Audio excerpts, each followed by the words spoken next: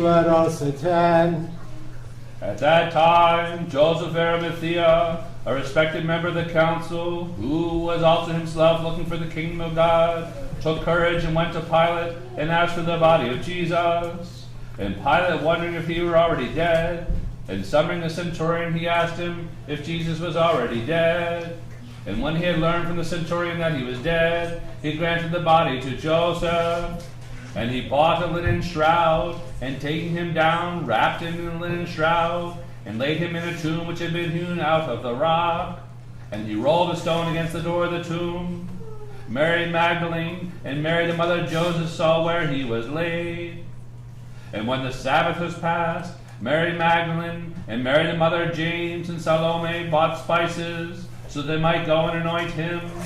And very early on the first day of the week they went to the tomb when the sun had risen.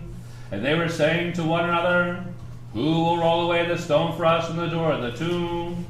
And looking up, they saw the stone was rolled back. It was very large. And entering the tomb, they saw the young man sitting on the right side, dressed in a white robe, and they were amazed. And he said to them, "Do not be amazed. You seek Jesus of Nazareth, who was crucified. He has risen. He is not here. See the place where they laid him. But go, tell his disciples and Peter that he is going before you to Galilee. There you will see him as he told you." And they went out and fled from the tomb, for trembling and astonishment had come upon them. And they said nothing to anyone, for they were afraid.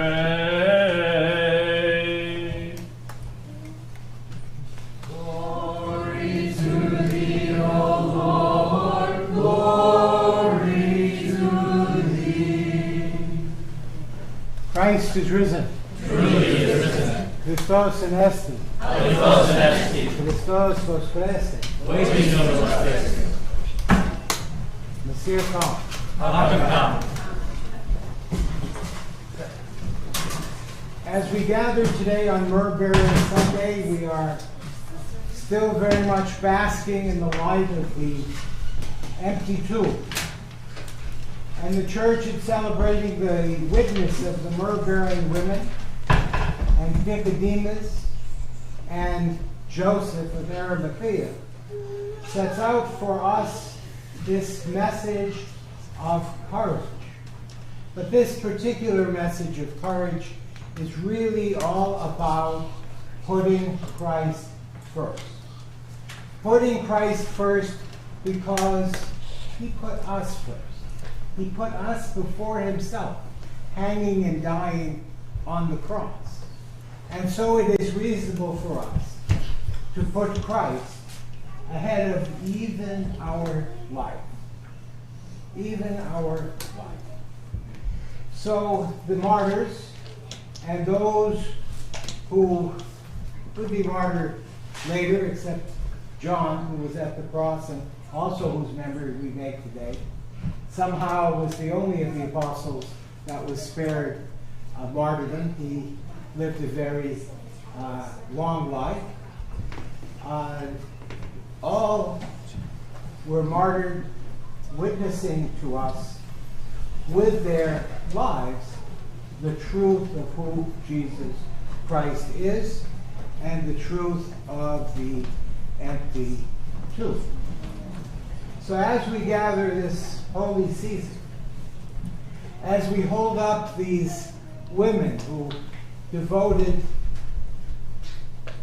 themselves to the truth and to Jesus Christ, as we remember those apostles who stood by Christ, even when many of the other apostles did not, we are energized and enlightened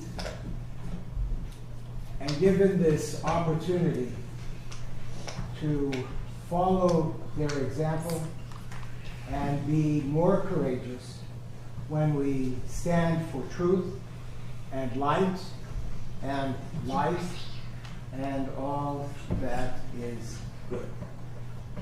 It's a joy always to be with you, and very pleased. I'm very, very pleased to be here. Christ is risen. Truly is risen.